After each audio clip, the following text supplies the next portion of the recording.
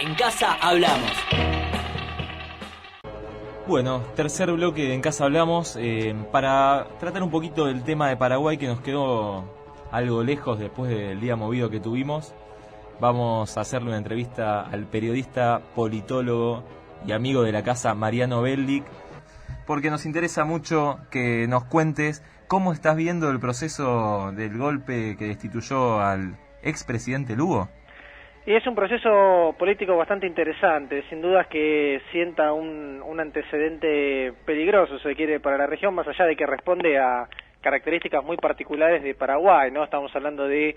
un presidente que llega en su momento, en el 2008, al poder sin tropa propia legislativa, sin el apoyo de un partido político propio, porque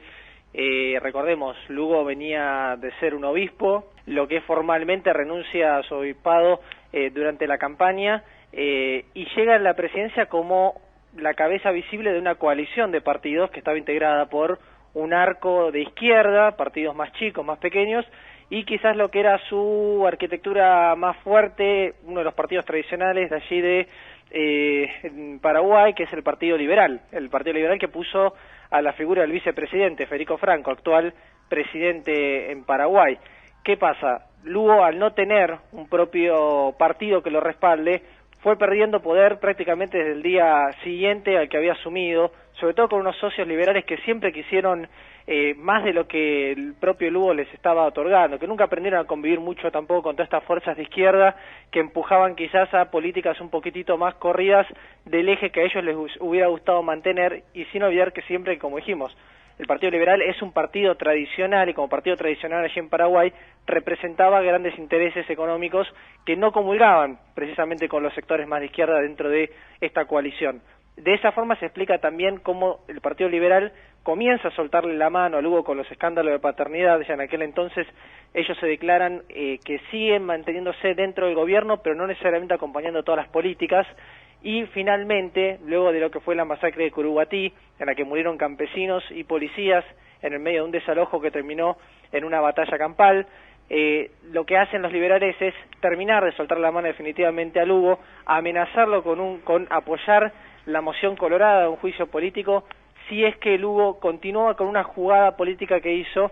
que fue correr al ministro del Interior y nombrar en su lugar, que era liberal, y nombrar en su lugar a un colorado, negociando. Partido Colorado es otro de los partidos tradicionales que estuvo durante 40 años en el poder allí hasta que llegó Lugo a la presidencia, y nombrar a una parte, a un representante de los colorados con el que había negociado Lugo, un sector del Partido Colorado con el que había negociado,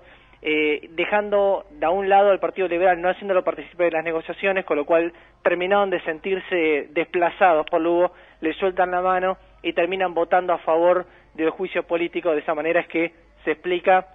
que sobre una Cámara de Diputados de 80 legisladores, 76 votan a favor de avanzar con un juicio político, y luego en el Senado 39 sobre 45 votos terminan por destituirlo. Lo que lo acusan a Lugo es de que precisamente como tenía cierta afinidad con estos sectores, él mismo estar estimulando a los campesinos para que ocuparan las tierras. A partir de ahí, lo que sucede hace una semana atrás fue básicamente la ocupación de un terreno, el envío de fuerzas policiales para que desalojen, y el choque inevitable que se produce, por lo que uno puede leer en la prensa de allí de Paraguay, aparentemente con grupos, digamos, armas que tenían los campesinos, y el choque con la policía. En un primer momento el gobierno sale a respaldar a las fuerzas policiales, el gobierno de Lugo sale a respaldar a las fuerzas policiales. Luego lo que ocurre es que el Partido Colorado, o la parte del Partido Colorado que promueve el juicio político junto al Partido Liberal, terminan por acusar a Lugo de un desmanejo de la crisis esa, de una negligencia frente a la inseguridad. Claro, te hago otra consulta que tiene que ver más con lo que puede pasar en los organismos internacionales. Sí. Hemos visto mucha repercusión en los organismos internacionales, incluso algo de presión en el caso Honduras. Sí. Sin embargo, no hubo posibilidad de restitución del presidente saliente. Sí. ¿Cómo ves la situación en este caso? No, que está claro que no hay marcha atrás para la institución de Lugo, digo, desde el órgano del Mercosur y desde el bloque del Mercosur, y luego recién después se habla desde UNASUR, se cambia la terminología, ya no se habla más de golpe de Estado, se habla de golpe institucional y se habla de quiebre del orden democrático, pero ya no se utiliza la figura de golpe de Estado, porque si uno tiene que mirarlo desde un punto de vista institucional, lo más paradójico, lo más sarcástico, más cínico de todo esto es que se utilizó la Constitución para destituir a Lugo, no es que se utilizó un golpe de Estado. Las autoridades que asumieron y las autoridades que juzgaron a Lugo tienen legitimidad de origen porque fueron también elegidas por el propio pueblo. El vicepresidente fue y tiene los mismos votos de legítimos que Lugo porque fue elegido la misma fórmula. Es muy cínico porque en definitiva se utilizó la Constitución con fines partidarios en este caso, que era sacar, remover a una persona que en realidad no tenía ya tanto poder real Lugo, le quedaba un año de mandato. Y realmente creo que se aprovecharon de la situación de Curuguatí, de la masacre, como para acelerar los tiempos, básicamente. En casa hablamos. En casa hablamos.